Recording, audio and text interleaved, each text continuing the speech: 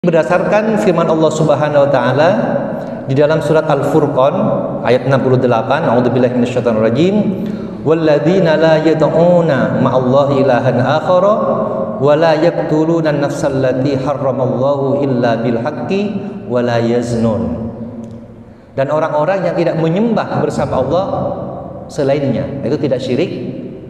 Yang kedua, wala yaqtuluna an-nafsal lati harramallahu illa bil haqq, dan tidak membunuh ya, orang-orang kecuali dengan hak. Jadi membunuh yang zalim itu puncak dari maksiat. Kemudian yang ketiga, wala yaznun, dan orang yang tidak berzina. Nah, ini tiga. Jadi dari tiga ini muncul cabang-cabang yang sangat banyak.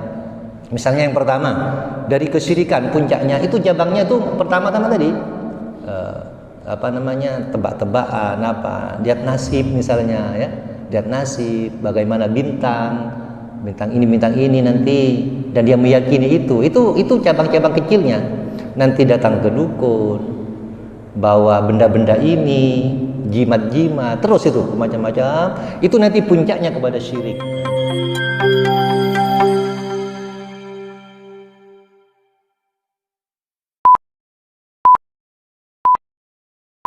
Assalamualaikum warahmatullahi wabarakatuh. Alhamdulillahi rabbil alamin, wa bihi nasta'inu ala umurid dunya waddin. Assalatu wassalamu ala asyrafil anbiya'i wal mursalin wa ala alihi wa ashabihi ajma'in. Qala Allah ta'ala fi kitabihil karim, a'udzu billahi minasyaitonir rajim. Subhanaka la ilma lana illa ma 'allamtana innaka antal alimul hakim. Rabbi ishrah li sadri wa yassir li amri wahlul 'uqdatam min lisani yafqahu qawli. Hadirin bapak-bapak, ibu-ibu, saudara-saudara jamaah Masjid Darussalam rahimakumullah. Mari kita bersyukur kepada Allah Subhanahu wa taala, di pagi hari ini kita masih diberi nikmat iman dan Islam, nikmat sehat dan sempat, sehingga kita bisa melaksanakan salah satu perintah Allah Subhanahu wa taala, yaitu sholat subuh berjamaah, kemudian dilanjutkan dengan pengajian. Mudah-mudahan langkah-langkah kita, amal-amal kita dalam kebaikan diterima oleh Allah Subhanahu wa taala. Dan mudah-mudahan dosa-dosa kita, kesalahan kita diampuni oleh Allah Subhanahu wa taala. Amin ya rabbal alamin. Hadirin rahimakumullah, pada kesempatan ini saya mengisi kekosongan karena Ustadz Hudzaifah berhalangan. Insyaallah beliau akan mengisi mulai setelah Hari Raya Idul Adha. Pada kesempatan ini saya akan menyampaikan tentang materi yang sangat berat bagi saya pribadi, karena ini berkaitan dengan masalah maksiat. Jadi judul kita kali ini adalah untukmu yang ingin bermaksiat, untuk saya yang ingin bermaksiat. Ini judul kajian kita pada pagi hari ini. Kalau kita tanya kepada hadirin sekalian, siapa di antara kita yang tidak punya dosa? Tentunya tidak ada yang berani untuk ngacung tangan. Tidak ada yang berani. Jadi siapa di antara kita yang tidak punya dosa? Tidak ada yang berani. Pertanyaan berikutnya, siapa di antara kita yang dosanya sedikit? Tidak ada yang berani juga sepertinya. Tapi kalau pertanyaan terakhir, tentunya kita semuanya akan ngacung tangan. Siapa di antara kita yang banyak berbuat dosa? Maka kita semua akan mengacung tangan. Karena demikian, hal ini masalah yang sangat berat. Kalau ditanya lagi, siapa yang berbuat dosa setahun sekali? Tidak ada. Tapi kalau ditanya siapa yang berbuat dosa setiap hari, maka kita akan mengakui bahwa ternyata dosa-dosa kita ini sangat banyak dan sering kita lakukan. Bahkan memang sudah menjadi karakter kehidupan manusia. Allah mengatakan bahwa setiap manusia itu cenderung untuk sesat. cenderung untuk bermaksiat kepada Allah Subhanahu wa taala. Kalau bukan karena petunjuk Allah, maka kita tentunya termasuk orang yang sangat merugi. Karena setiap hari kemaksiatan itu selalu bersama kita. Kalau bukan karena ampunan Allah Subhanahu wa taala, maka kita ini menjadi orang yang sangat merugi dan sangat berbahaya dalam perjalanan hidup kita. Oleh karena itu, ridho Allah, ampunan Allah, rahmat Allah itu senantiasa kita mohonkan. Sebagaimana doa dari Ashabul Kahfi, Rabbana atina min ladunka rahmatan wa hayyi' lana min amrina rasyada. Kita harapkan rahmat dari Allah, pertolongan dari Allah Subhanahu wa taala, terutama hidayah taufik, hidayah untuk bisa mengamalkan perintah-perintah Allah dan bisa menjauhi larangan-larangan Allah Subhanahu wa taala. Hadirin rahimakumullah, di dalam Al-Qur'an surat Muhammad ayat 33 Allah berfirman, A'udzubillahi minasyaitonirrajim. Ya ayyuhalladzina amanu atiiullaha wa atiiur rasula wa la tubtilu a'malakum. Wahai orang-orang yang beriman, taatlah kepada Allah dan taatlah kepada Rasul, wa la tubtilu a'malakum, dan jangan sampai kalian membatalkan amal-amal kalian. Jangan sampai membatalkan amal-amal kita. Nah, membatalkan amal ini menurut Syekh At-Tantawi, yaitu janganlah membatalkan amal-amalmu dengan bermaksiat kepada Allah Subhanahu wa taala. Maka bermaksiat ini bisa berisiko membatalkan amal-amal kita. Sebagaimana kita ini mengisi ember yang bocor. Tiap hari kita isi ember itu, tapi bocor terus karena maksiat yang kita lakukan. Kita bersusah payah sholat tahajud, bersusah payah berpuasa, bersusah payah zikir, sholat. Tapi ketika ada kebocoran, khawatir bocornya itu besar sehingga kosong nanti isinya, sementara kita sudah merasa banyak beramal kebaikan. Inilah hal-hal yang sangat kita takutkan dari bermaksiat itu. Makanya kemudian yang perlu kita perhatikan ini, jangan sampai wadah yang kita miliki itu menjadi bocor gara-gara kemaksiatan yang kita lakukan. Memang maksiat ini sangat bermacam-macam jenisnya, bentuknya, waktunya, tipenya ini sangat beragam. Nanti insya Allah kita bahas, mudah-mudahan waktu bisa mencukupi. Hadirin rahimakumullah, kemaksiatan ini adalah perbuatan kedurhakaan kepada Allah Subhanahu wa taala. Perbuatan kedurhaka ini adalah melanggar perintah Allah Subhanahu wa taala. Ada banyak bentuk dari kemaksiatan ini. Yang pertama adalah kemaksiatan dalam bentuk meninggalkan perintah Allah Subhanahu wa taala. Ini bentuk yang pertama. Kemaksiatan dengan cara meninggalkan perintah Allah Subhanahu wa taala. Mulai dari urusan yang kecil sampai urusan yang besar. Meninggalkan, tidak berbuat. Jadi kemaksiatan ini bukan hanya melakukan sesuatu, tapi meninggalkan sesuatu bisa menjadi kemaksiatan. Kalau kita berzina misalnya, naudzubillah, mencuri, itu kan melakukan sesuatu. Ada bentuk kemaksiatan yang meninggalkan, tidak melakukan, justru berdosa. Nah, biasanya ini adalah ketika kita meninggalkan perintah-perintah Allah, termasuk amal-amal utama maupun amal-amal yang lebih kecil ukurannya. Di antaranya yang utama itu adalah kemaksiatan terbesar adalah syirik kepada Allah Subhanahu wa taala. Di atasnya lagi adalah kekafiran. Itu meninggalkan keimanan kepada Allah Subhanahu wa taala. Makanya Allah mengatakan dalam surat Luqman, "Innasyirka ladzulmun 'adzim." Sesungguhnya syirik itu adalah kezaliman yang paling besar. Nah, kezaliman ini adalah menjadi sumber dari kemaksiatan pada Allah Subhanahu wa taala. Insyaallah kita dari amal-amal utama ini insyaallah mudah-mudahan tetap bertahan, tidak meninggalkan, seperti sholat 5 waktu ya. Kita tetap jaga, kemudian berpuasa di bulan Ramadan. Sebab banyak di antara kaum muslimin yang tidak berpuasa di bulan Ramadan. Ini kaum muslimin di Madura lagi misalnya, yang katanya merupakan Serambi Madinah. Kalau Aceh itu Serambi Mekah, Madura itu Serambi Madinah. Tapi masih banyak di antara kaum muslimin di bulan Ramadan itu masih meninggalkan kewajiban berpuasa Ramadan. Ini bagi orang yang tidak berhalangan tentunya yang meninggalkan. Ini termasuk dosa-dosa yang sangat besar. Itu artinya perbuatan meninggalkan perintah Allah Subhanahu wa taala. Termasuk amalan lain yang mengiringinya, misalnya orang yang meninggalkan sholat, kemudian meninggalkan zikir setelah sholat langsung pergi, itu akan rawan, kekuatan jiwanya itu akan lemah. Hanya sholat, setelah itu dia tinggalkan, tidak berzikir. Biasanya orang yang ketika selesai sholat tidak berzikir secara rutin dia lakukan, biasanya sholatnya sangat cepat. Biasanya begitu, karena dan waktunya akhir biasanya. Itu diantara ciri-ciri orang yang kalau dia sudah setelah sholat tidak mau berzikir, setelah sholat salam langsung pulang misalnya, langsung pergi, langsung meninggalkan sholat. Biasanya itu sholatnya itu cepat misalnya, kemudian juga sholatnya akhir waktu misalnya itu, yang sangat lalai, yang berdiri di pinggir jurang. Ini khawatir rentan sekali.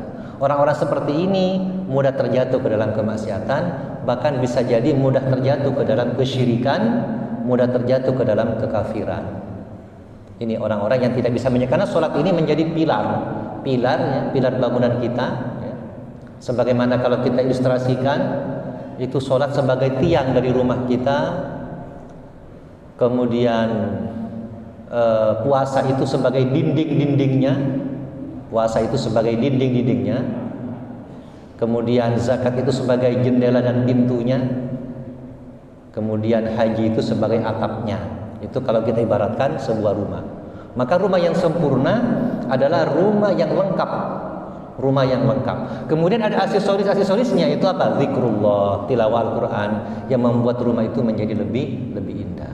Bayangkan kalau rumah itu kokoh, ada pondasinya, ada tiangnya, tapi tidak ada dindingnya, maka rumah itu akan sangat rawan dari keamanan. Nah, oleh karena itu kita mudah-mudahan dijaga oleh Allah dari meninggalkan perintah-perintah Allah Subhanahu wa taala. Termasuk perintah untuk berbakti kepada orang tua. Kalau ditinggalkan, ini akan sangat berbahaya. Sebagaimana ada kisah, ya kisah ini bermacam-macam versinya, dari zaman Nabi, kemudian dari zaman para ulama-ulama salaf, zaman sekarang ini banyak kisah-kisah bagaimana dosa ini bisa menghambat seseorang dari rizkinya, bisa menghambat dari amal-amal solehnya, bisa menghambat dari kebaikan-kebaikannya. Itu yang pertama. Jadi maksiat itu adalah yang pertama, meninggalkan perintah Allah Subhanahu wa taala. Mudah-mudahan kita dijaga oleh Allah untuk tetap istiqomah. Dan kita meninggalkan perintah, dan orang-orang yang bisa menjaga perintah Allah itu bukan karena kekuatan dirinya, tapi pertolongan dari Allah Subhanahu wa taala. Betapa banyak orang yang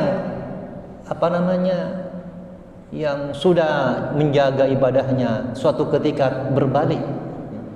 Sebagaimana yang dikisahkan itu, ada seorang sahabat yang ingin menumpas Musailamah Al-Kadzab. Ini dikisahkan tadi malam oleh Ustaz Rizal di Masjid Nur Muhammad. Ada seorang sahabat yang bertugas ingin menumpas Musailamah Al-Kadzab, seorang nabi palsu. Ketika dia berhadapan dengan Musailamah, dan Musailamah itu pintar sekali berorasi, pintar sekali berdiplomasi, kata-katanya sangat indah, dia malah menjadi murtad. Ini sahabat Nabi, hidup bersama Abu Bakar As-Siddiq waktu itu, di zaman Abu Bakar, ketika muncul nabi palsu Musailamah Kadzdzab. Sekelas beliau saja bisa berbalik gitu. Bagaimana kita yang jauh? Maka kita mohonkan kepada Allah agar senantiasa istiqomah dengan doa kita, ya muqallibal qulub tsabbit qalbi ala dinik. Kita harapkan, karena hati kita ini ibarat gelombang laut, bisa naik bisa turun. Yazidu bit ta'ah wa yanqusu bil maksiyat. Naik dengan ketaatan dan turun dengan kemaksiatan. Hadirin rahimakumullah. Kemudian yang kedua bentuknya adalah, bentuk dari kemaksiatan adalah mengerjakan larangan Allah Subhanahu wa taala. Mengerjakan larangan Allah Subhanahu wa taala. Ini mulai dari urusan yang besar sampai urusan yang kecil. Misalnya yang besar adalah syirik kepada Allah, melakukan kesyirikan. Dan orang yang melakukan kesyirikan ini kadang-kadang tidak menyadari bahwa itu kesyirikan, karena demikian membudayanya kesyirikan ini di dalam masyarakat. Datang ke dukun misalnya, Orang yang datang ke dukun itu datang saja itu 40 hari ibadahnya tidak diterima oleh Allah Subhanahu wa taala. Itu yang datang. Kalau yang yakin dan percaya itu telah ingkar, telah kafir kepada Al-Qur'an. Ini orang yang mengerjakan larangan Allah Subhanahu wa taala. Mulai dari yang besar sampai yang kecil. Dan ini yang paling menantang kita adalah ketika teknologi memanjakan kita saat ini. Larangan-larangan Allah itu banyak terdapat di sana. Ini menjadi tantangan terberat kita. Karena kita hidup ini bersama teknologi sekarang yang jangkauannya sudah mengglobal. Mudah-mudahan Allah menjaga kita ini, karena memang setiap hari kita bersama HP kita. Setiap hari, bahkan setiap saat. Bahkan sudah terjadi ikatan batin dengan HP ini sudah. Mudah-mudahan Allah memberikan kemanfaatan dari HP ini bagi kita. Karena sebagian besar memang bisa-bisa kita itu menjadi bermaksiat melalui teknologi ini. Jadi yang kedua adalah mengerjakan larangan Allah Subhanahu wa taala, termasuk dari yang kecil sampai kepada yang besar. Kemudian juga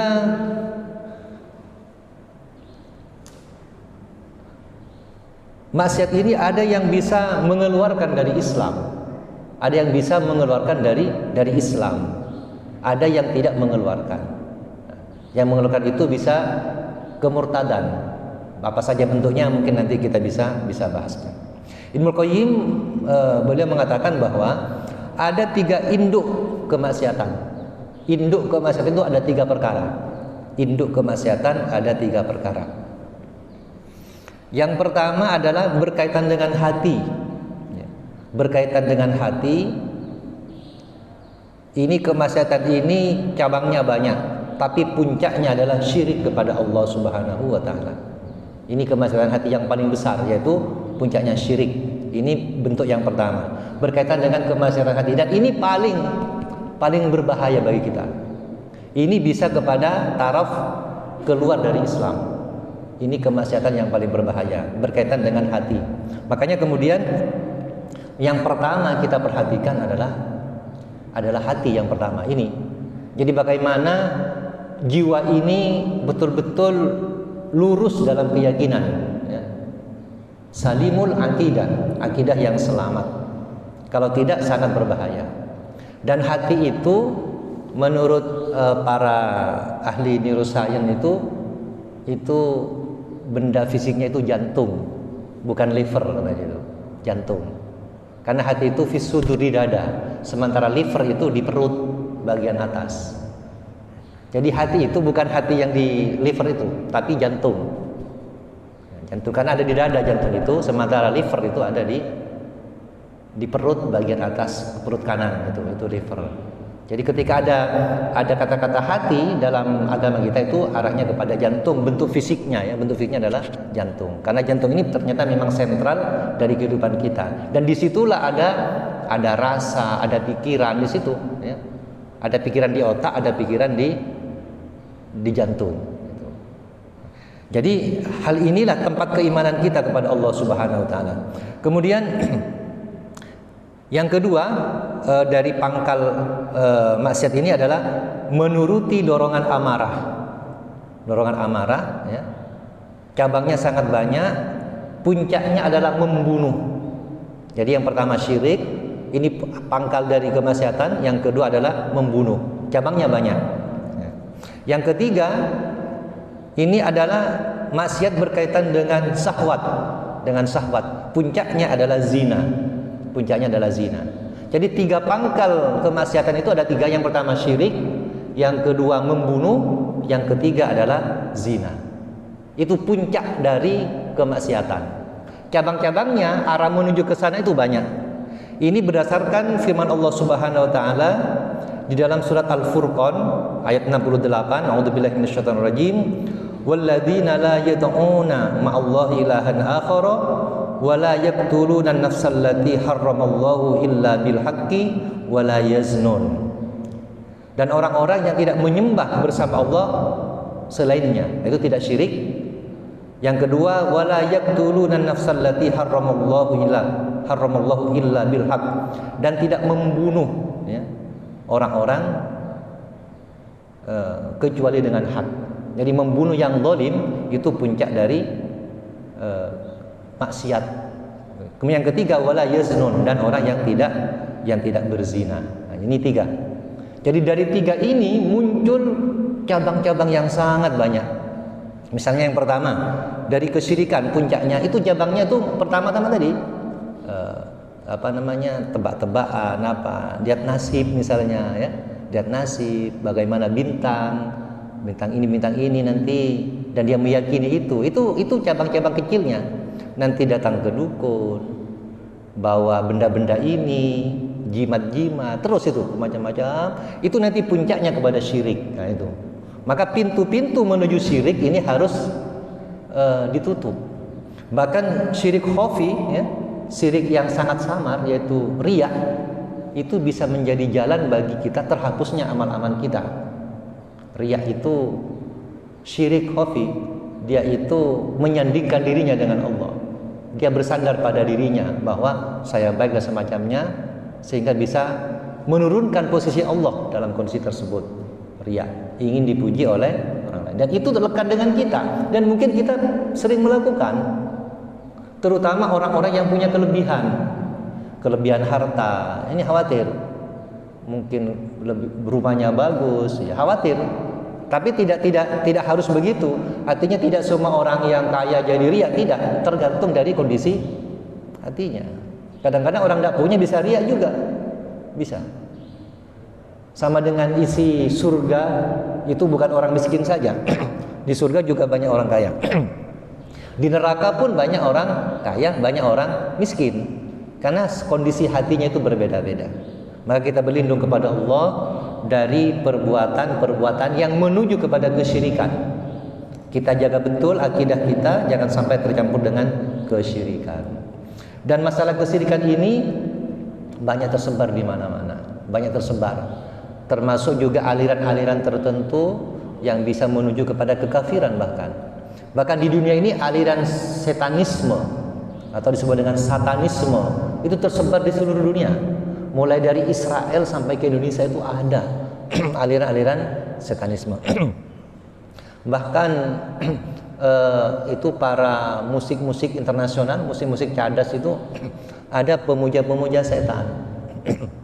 Saya pernah membaca salah satu dari judul musik dari, kalau tidak salah, Rolling Stone itu yang berjudul Sympathetic for Devil, simpati kepada setan. Banyak di antara mereka pemuja-pemuja setan. Ini kan dari demikian masalah-masalah ini ya, di dunia, mulai dari zaman dahulu sampai sekarang. Dan senyeleneh apapun aliran sesat itu pasti ada pengikutnya. Pasti ada pengikutnya.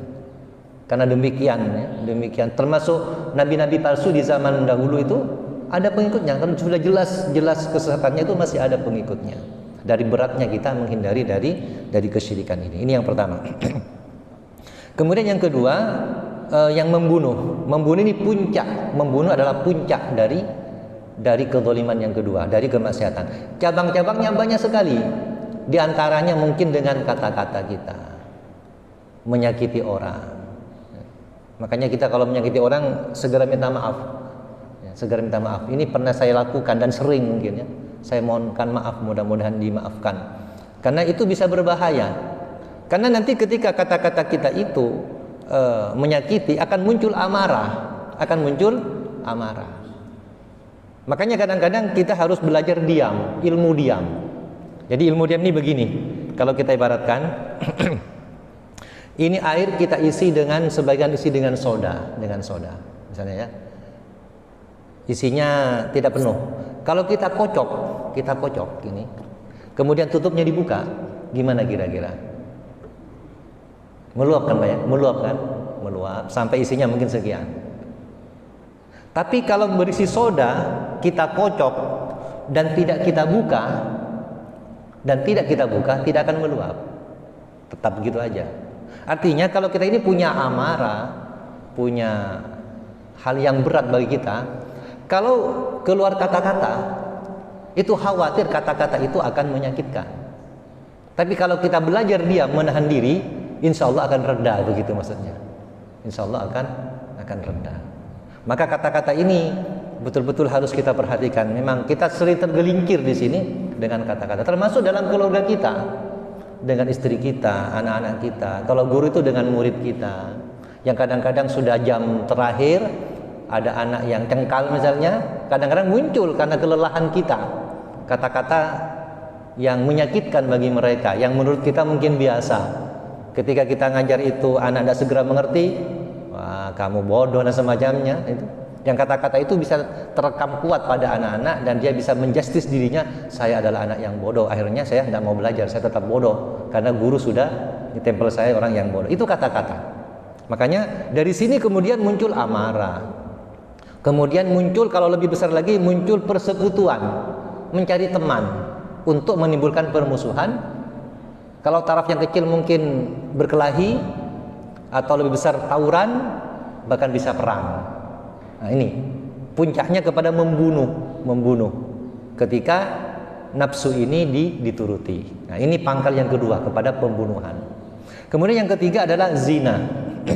Nah zina ini puncaknya. Kemudian cabang-cabangnya dimulai dari apa? Mata. Dimulai dari mata kita. Mata kita. Dan godaan paling berat bagi laki-laki adalah wanita. Siapapun, laki-laki, orang biasa, kiai dan semacamnya, pasti senang kalau lihat wanita cantik. Bahkan setua apapun, umur petong polo kan banyak kasus. Laki-laki 70 kawin dengan anak belasan tahun, karena memang senang, menyenangkan, indah memang. Karena wanita itu punya namanya sex appeal, daya tarik seksual. Daya tarik seperti itu, jangankan wajahnya, rambutnya saja bikin orang terlena. Jalannya saja begitu. Makanya Islam itu mengatur betul bagaimana interaksi laki-laki dan perempuan. Kalau tidak, ini puncaknya bisa kepada perzinahan. Dari kemudian pacaran, anak muda kita itu zaman sekarang itu kan pacaran sudah menjadi hal yang lumrah. Bahkan bukan zaman dahulu pun ada orang pacaran itu. Hanya modernnya namanya bukan pacaran, tapi modernnya seperti itu. Perselingkuhan sekarang ini luar biasa. Apalagi sekarang medianya sudah bahkan kadang-kadang itu ketika dia berzina misalnya, kemudian direkam, kemudian dijadikan alat untuk memeras. Kalau tidak, saya sebar. Nah itu sangat mudah sekali. Makanya dulu itu ada istilah paparazzi misalnya orang yang mencuri-curi untuk memfoto, itu bisa menjadi alat untuk memeras. Sekarang sangat mungkin terjadi. Makanya kita mudah-mudahan dijaga oleh Allah dari kezaliman orang-orang seperti itu. Awalnya memang dari mata kita, dari pergaulan kita dan semacamnya, yang akhirnya itu bermuara pada perzinahan. Inilah 3 puncak dari dosa, yaitu syirik, kemudian membunuh, dan zina. Ini yang kita betul-betul menjaga, dan semuanya itu ada salurannya nanti. Seperti kalau menghindari zina, maka salurannya dengan menikah dan seterusnya. Hadirin rahimakumullah, Ibnu Qayyim mengatakan ada beberapa dampak kemaksiatan. Yang pertama, maksiat itu adalah menghalangi ilmu. Ilmu adalah cahaya, maksiat adalah kegelapan. Ini dikisahkan dari Imam Asy-Syafi'i. Suatu ketika beliau membacakan sebuah ilmu di hadapan gurunya, yaitu Imam Malik. Maka ketika beliau membacakan ilmu di depan Imam Malik ini sangat kagum kepada beliau. Aku melihat Allah telah meletakkan sinar dalam hatimu. Ini kalau yang melihat itu ulama besar, berarti ini adalah sebuah bentuk kemuliaan dari Allah Subhanahu wa taala. Imam Syafi'i itu sangat hebat. Jadi Imam Malik mengatakan, aku melihat Allah telah meletakkan sinar dalam hatimu. Jangan engkau padamkan sinar itu dengan kegelapan maksiat. Jangan engkau padamkan sinar itu dengan kegelapan maksiat. Jadi mungkin saya tidak pintar-pintar, mungkin karena maksiat, begitu. Karena ilmu adalah cahaya, sementara maksiat adalah kegelapan. Ketika cahaya mau masuk, ada kegelapan yang menghilangkan cahaya tersebut, sehingga kita ini nggak pintar-pintar, misalnya begitu. Kalau kita perhatikan bagaimana Imam Bukhari, kecerdasannya luar biasa. Kenapa? Beliau berusaha betul menjauhi maksiat. Sampai dikatakan beliau mempunyai daya tangkap fotografis. Daya tangkap fotografis itu setiap yang beliau dengar langsung diingat. Ini ilmu fotografis ini, daya tangkap fotografis ini juga dimiliki oleh seorang ateis yang bernama Annemarie Schimmel di Jerman. Wanita ini meninggal awal tahun 2000 sepertinya. Yang pernah saya ceritakan dulu pada beberapa tahun yang lalu itu. Dia itu, Annemarie Schimmel ini dikatakan agamanya apa? Ateis katanya. Tapi dia daya tangkapnya luar biasa. Dia itu hafal Riyadhus Shalihin kalau salah, hafal. Ini orang-orang ateis. Hafal Riyadhus Shalihin, hafal Al-Qur'an ya. Hafal kalau salah kitab Jalalain, tafsir Jalalain. Hafal itu. Bayangkan ini. Bahasanya bahasa Arab lagi. Dia orang Jerman. Ya. Dalam di kuburnya itu tertuliskan An-nasu niyam fa in matu intabahu. Ini kata-kata Ali bin Abi Thalib. Manusia itu tidur baru bangun ketika mati begitu. Artinya banyak manusia yang lalai. Mudah-mudahan beliau itu Islam hanya menyembunyikan gitu. Karena beliau itu sudah sangat cinta kepada Rasulullah. Dia ada dalam kata-katanya itu, saya senang kepada Arab begitu. Kalau ada tamu, beliau itu menyuguhi dengan kurma, dengan yang ke Arab-Araban begitu. Ya, hanya mungkin tidak berani menyampaikan keislamannya di tengah-tengah masyarakat yang sangat kafir tersebut. Nah, Imam Bukhari juga demikian, mempunyai memori fotografis, daya tangkap yang sekali dengar langsung ingat. Pernah beliau itu bertemu dengan orang asing yang bahasanya bahasa asing, yang tidak beliau mengerti, tapi beliau bisa mengulang penuh dari awal sampai akhir bahasa yang tersebut. Itu beliau. Mungkin karena beliau itu dijauhkan dari kemaksiatan. Hadirin rahimakumullah. Kemudian yang pertama tadi, maksiat itu bisa menghalangi dari ilmu. Yang kedua, maksiat itu bisa menghalangi dari rizki. Menghalangi dari rizki. Ini pernah terjadi pada seorang motivator yang bernama Jamil Az-Zaini. Kalau pernah lihat ya di YouTube itu, beliau motivator sangat terkenal, Jamil Az-Zaini. Beliau ini menghalangi dari kesehatan ini. Beliau ini suatu ketika itu istrinya sakit, tapi tidak ditemukan penyakitnya. Sampai ke rumah sakit A, tidak ditemukan oleh dokter.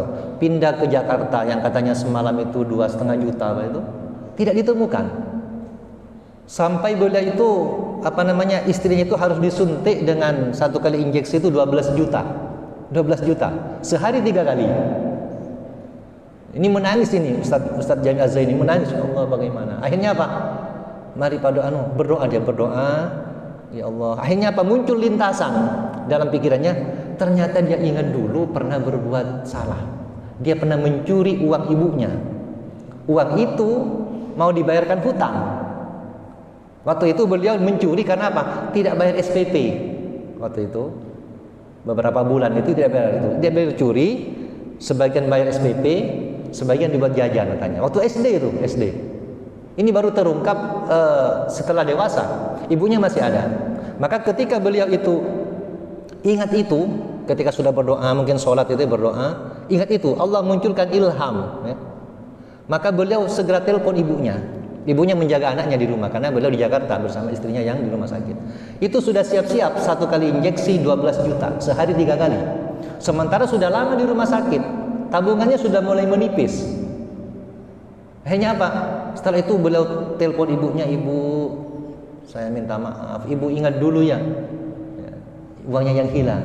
Ingat nak, itu betul-betul jadi jadi pikiran saya. Saya itu sangat malu ketika saya mau bayar hutang, kemudian uangnya hilang, saya dicaci maki oleh orang yang memberi hutang pada saya. Sangat malu, sangat.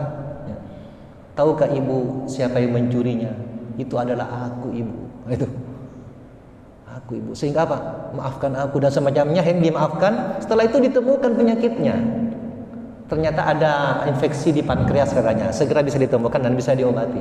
Itu artinya apa? Maksiat itu bisa menghalangi dari rizki, kesehatan, ya, dan semacamnya. Dan kita mungkin sering-sering begitu mungkin. Makanya ada juga ada ulama yang bernama Sufyan Ats-Tsauri. Beliau pernah mengatakan, aku terhalang dari sholat tahajud selama 5 bulan gara-gara satu kemaksiatan. Terhalang dari beramal soleh karena gara-gara satu kemaksiatan. Nah, bagaimana dengan kita? Kalau kita ini, kalau saya ingat ceritanya, kisahnya Ibnu Athaillah Asy-Syukandari, pengarang kitab Al-Hikam yang dikaji Ustadz Hasim di Ramadan sore itu beliau punya kisah. Beliau pernah menjahit baju, beliau sudah teliti betul jahitannya, rapi betul. Kemudian dibawa ke pasar dan ternyata ada seorang penjahit yang menawar baju tersebut. Ketika dilihat bajunya, ada yang kurang ternyata. Ada yang kurang bagus begitu. Maka menangislah Ibnu Athaillah Asy-Syukandari ini, menangis sejadi-jadinya, sampai orang yang menawar ini merasa bersalah. Ketika ditanya, mengapa Anda sampai sedemikian menangis? Saya ada salah kata, begitu istilahnya begitu. Apa kata beliau, Ibnu Athaillah? Bukan begitu saudara. Ini baju sudah saya sangat teliti untuk menjahitnya, sudah bagus rapi-rapinya, khusus saya sudah berjuang. Tapi masih saja ada cacatnya, dan engkau telah menemukannya, padahal engkau manusia. Begitu. Bagaimana dengan amal-amal saya, kecacatan amal saya, yang Allah maha segalanya, maha tahu betapa banyaknya cacatnya amal saya, sedangkan engkau yang manusia saja bisa mengetahui, padahal amal itu sudah saya, baju itu sudah saya teliti betul. Bagaimana dengan kita yang sehari-hari kadang-kadang tidak teliti kepada amal-amal kita, sementara yang meneliti nanti Allah Subhanahu wa Ta'ala. Demikian, kalau bukan karena pertolongan Allah, sudah celaka kita, celaka betul, kalau bukan karena pertolongan Allah Subhanahu wa Ta'ala. Kemudian hadirin rahimakumullah, yang kedua tadi, maksiat ini bisa menghalangi rizki.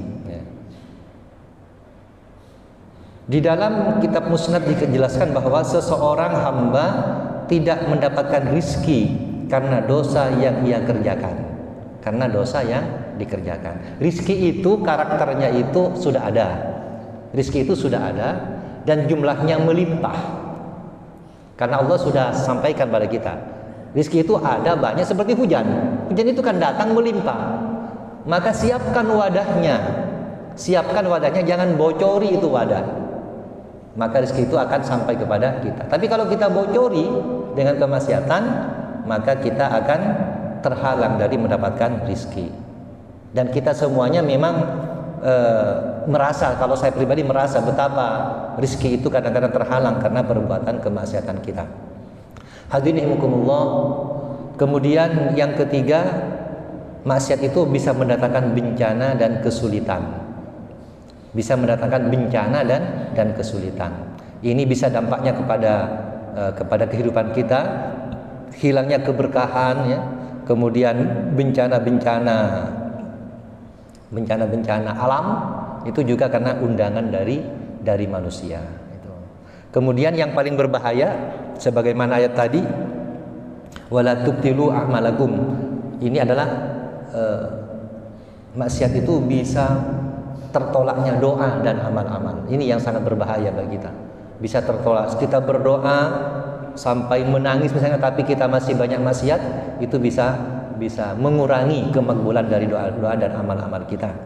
Mudah-mudahan Allah Subhanahu wa Ta'ala membantu kita, ya, untuk menjaga kita senantiasa di jalan yang lurus, ya, Shiratal Mustaqim, menjaga dari maksiat-maksiat, ya, dan kita berusaha saling menjaga, saling mengingatkan, ya, sehingga kita ini betul-betul menghadap Allah nanti dalam kondisi diampuni oleh Allah Subhanahu wa Ta'ala. Demikian, mudah-mudahan bermanfaat. Wa'alafu minkum, subhanakallahumma wa bihamdika asyhadu an la ilaha illa anta astaghfiruka wa atubu ilaik. Wassalamualaikum warahmatullahi wabarakatuh.